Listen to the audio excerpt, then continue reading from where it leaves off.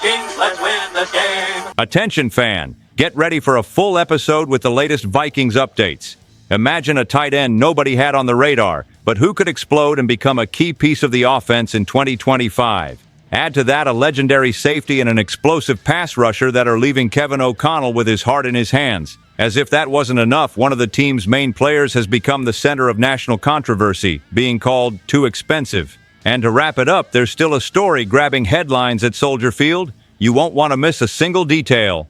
Welcome. Support this Vikings community with a like and a comment. Sometimes the biggest surprise doesn't come from the flashy names, but from that player nobody expected to be a protagonist. And in the case of our Minnesota Vikings, there's a name that could flip that switch in 2025, Josh Oliver. That's right, the tight end who originally came in just to block is now on the verge of getting a role that could completely reshape the face of this offense. But before explaining why this bold prediction is gaining steam, let's remember the path that brought us here, because it wasn't easy.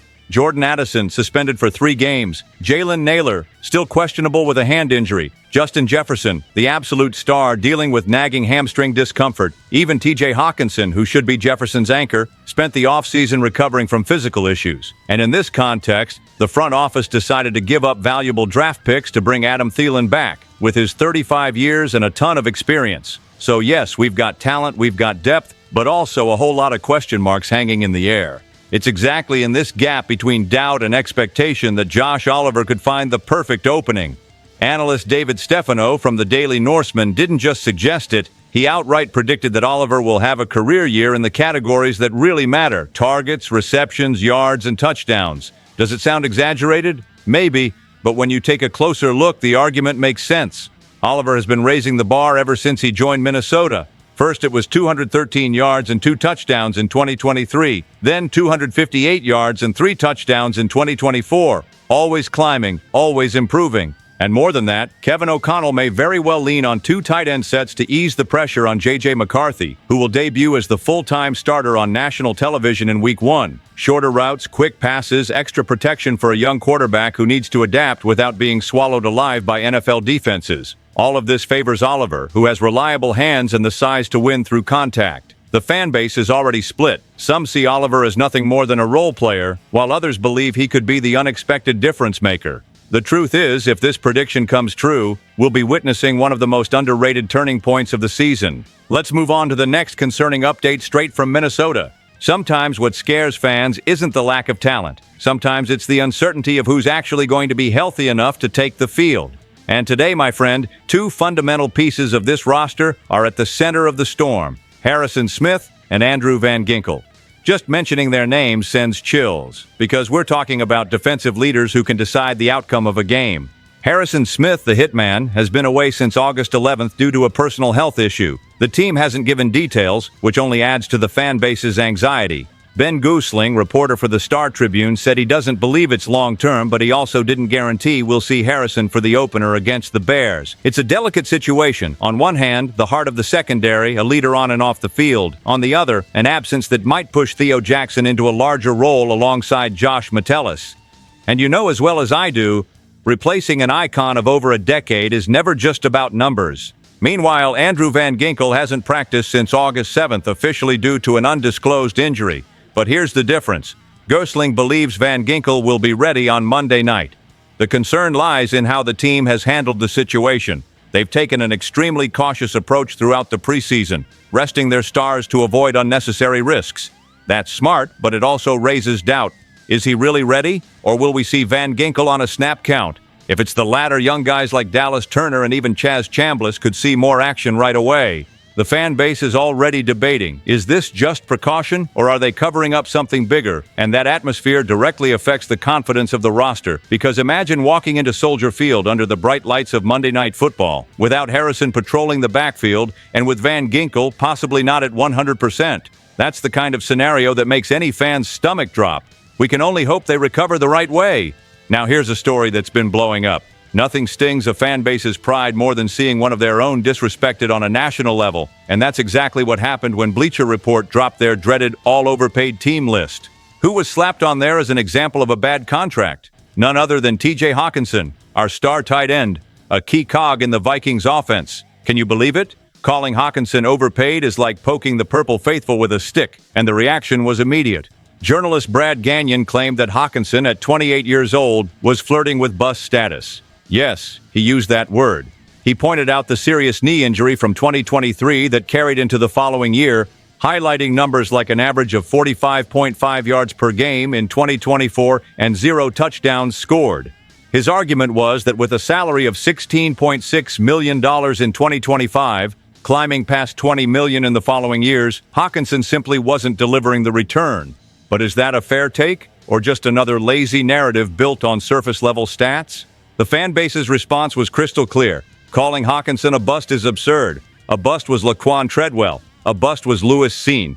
Hawkinson, absolutely not. Since joining Minnesota, he's averaged over 55 yards per game and scored 8 touchdowns in roughly 2 full seasons. Beyond that, when healthy, he completely changes the offense, opening lanes for Justin Jefferson and giving options to quarterbacks still finding their footing.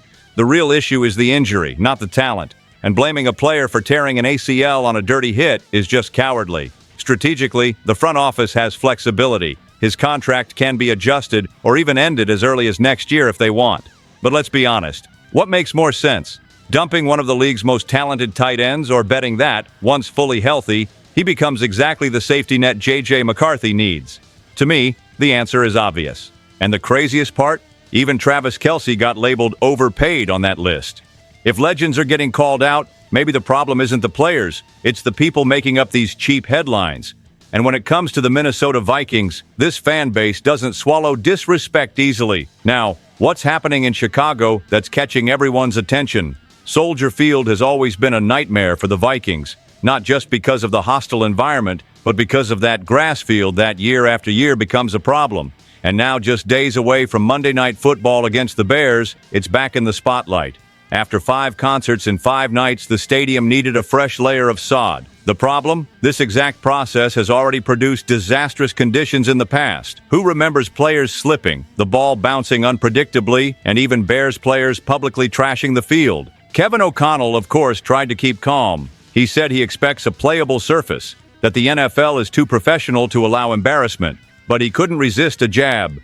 We've seen this movie before, alluding to painful memories at Lambeau Field where his players slipped all over the place against the Packers. It's that diplomatic tone for the cameras, but a cautious warning behind the scenes. And honestly, would you trust brand new sod laid down in a rush after Oasis, My Chemical Romance, The Lumineers, and even System of a Down stomped on it in front of tens of thousands? Strategically, it changes a lot. Special 7-stud cleats are already being prepped for extra traction. O'Connell made it clear. If they have to play in the parking lot, this team will be ready. Brave words, but nobody forgets that one slip can cost a win, a playoff run, or an entire season. How many times have we seen serious injuries on bad grass? Picture Justin Jefferson or J.J. McCarthy going down on a shaky surface. Just thinking about it sends chills. The fan base is divided. Some say it's overblown drama, that the Bears will be on the same field and excuses don't matter. Others see it as a dangerous setup, almost a trap for the Vikings to stumble right out of the gate. After all, how many times have we seen Chicago benefit from conditions where only they seemed comfortable? The climate, the grass, the history, it all adds weight. And when it's all said and done, this isn't just another game against the Bears, it's McCarthy's national debut, the chance to kick off 2025 with authority. But will the stage be ready? Or will it once again be that slippery field that turns heroes into victims? The players better be ready. And after all this, one thing is clear. Being a Minnesota Vikings fan never comes easy. Between bold predictions about unlikely heroes, doubts over veteran availability, unfair criticism against star players, and the never-ending battle with treacherous fields, every detail feels like a test of purple and gold faith. But it's exactly this roller coaster that turns Vikings fans into one united family, and none of it makes sense without the energy of the fan base. Now is the time to support, to question, to debate, because this journey doesn't end here. Which story caught your attention the most? And what other moves does this team still need to make? Drop a comment, share this video, and hit that subscribe button for all the latest Vikings updates. Stay tuned. SKOL Vikings, let's go!